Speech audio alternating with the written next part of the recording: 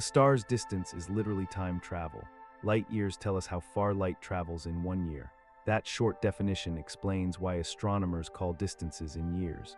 The idea matters because light carries a record of its past. Scientists read that record like pages in a book. Definition then becomes practical because we measure distance as elapsed light travel. Scientists use that measure to see objects as they were. The stakes are obvious because this affects our sense of cosmic history. Mechanically, a light year equals about 9.5 trillion kilometers, measured by light speed times time. Light speed acts as a ruler, while time gives it scale. An example is Proxima Centauri, 4.24 light-years away, where we see the star as it was 4 years ago. Another example is Andromeda, at about 2.5 million light-years, visible as ancient light. Quick mental image: imagine reading yesterday's newspaper instead of today's sky. The anchor is simple: light years convert time into distance, giving us a cosmic timeline. A light year is distance measured by light travel over time. This matters because distance and time are linked by light speed. Mechanically, we multiply the speed of light by 1 Julian year to get the length. That gives roughly 9.5 times 10 to the 12th kilometers. Scientists use that single rule across scales, from nearby stars to distant galaxies. For example, Proxima Centauri at 4.24 light-years appears 4 years in the past. Another concrete case is Alpha Centauri A and B, about 4.37 light-years, where signals take 4 years to arrive. Quick mental image: think of light as a slow-moving tape, storing older scenes at greater distances. The stakes are practical because observational astronomy reads time-encoded light to reconstruct events. Mechanism detail then matters, as the speed of light is a universal constant, and it becomes our standard ruler. Observationally, astronomers calibrate instruments in light years because it links directly to observable delays. A one-sentence recap: a light year turns light's travel time into a measurable distance. Astronomers prefer light years for clear practical reasons. Using light years ties observation directly to time, which observers measure naturally. Mechanically, light years let astronomers say how old the light is without converting units constantly. Instruments record photons that traveled long distances, and time stamps on arrival tell us the delay. That delay matters because it reveals cosmic history, such as star formation epochs. For example, when we observe a galaxy 10 billion light-years away, we see it as it was 10 billion years ago. Another clear case is the Hubble Ultra Deep Field, where each faint dot is ancient light, billions of years old. Quick mental image: peer through a time-lapse camera that looks across the universe. The stakes include understanding galaxy evolution and reconstructing the universe's timeline. The anchor is straightforward: light years make cosmic time visible and comparable. Parallax gives a direct geometric measure for nearby stars. The method matters because it requires no assumptions about intrinsic brightness. Mechanically, astronomers record a star's apparent position at opposite points in Earth's orbit, then measure the tiny shift. That angular shift relates to distance by simple trigonometry, because baseline and angle define a triangle. For example, the European Gaia mission measures parallax for over 1 billion stars, with micro-arcsecond precision. Another concrete example is the classic measurement of Barnard's star, whose large parallax showed it is very close.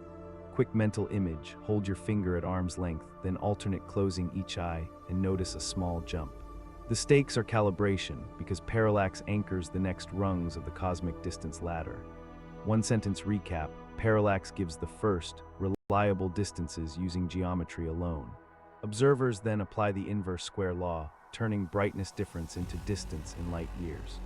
A concrete example is Edwin Hubble's use of Cepheids in the Andromeda Nebula, which proved it was a separate galaxy. Another modern example is Cepheids in the Large Magellanic Cloud, used to calibrate further distance indicators. Quick mental image: picture a lighthouse whose flash rate tells you its true wattage. The stakes are huge because Cepheids set the scale for far more distant measurements.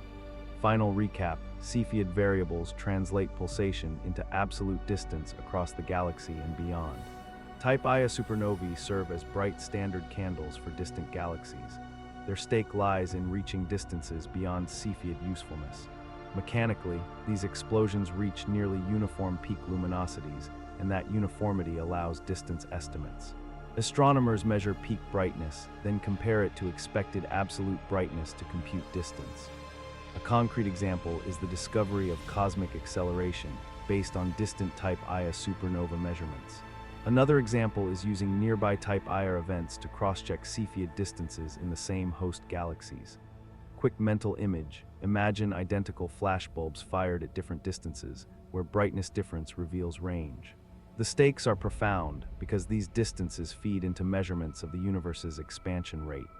Anchor, Type Ia supernovae extend our light-year ruler deep into the cosmos. Redshift measures how much wavelength stretches as the universe expands. This concept matters because more distant light arrives more redshifted and older. Mechanically, astronomers measure spectral lines, then compute how much those lines shifted toward red. That shift converts into a recession speed, using well-established physics, which then links to distance through cosmological models. For example, Hubble's original measurements showed a proportional relation between redshift and distance, leading to the Hubble law. A concrete modern case is measuring redshifts across galaxy surveys to map large-scale structure. Quick mental image: imagine sound waves stretched by a receding siren, but for light instead. The stakes include measuring the expansion history and constraining dark energy properties. One-sentence recap: redshift provides a scalable link between light travel time and cosmic distance. People often confuse light travel time with object age. The distinction matters because a distant galaxy's light is old, but the galaxy may still exist differently now. Mechanically, light travel time is purely observational delay, while age refers to intrinsic formation time. Another confusion is mixing units, such as parsecs and light years, which astronomers convert routinely. For example, 1 parsec equals about 3.26 light years, used commonly in parallax studies. Another practical limit is dust extinction, which makes objects appear dimmer, skewing naive distance guesses. Quick mental image: imagine a foggy night where distant lights dim and redden. The stakes are correction, calibration, and careful cross-checking among multiple indicators. The anchor is clear: light years are powerful, but require context and calibration to yield accurate distances. Remember the opening payoff: a light year turns time into spatial distance. That fact lets astronomers read the universe's history directly from observed light. If you liked this explanation, consider exploring one detailed method next, such as parallax or redshift. A gentle next step is checking measured examples like Proxima Centauri and Andromeda to feel the scale. Thank you for listening, and enjoy watching the sky with a new sense of time.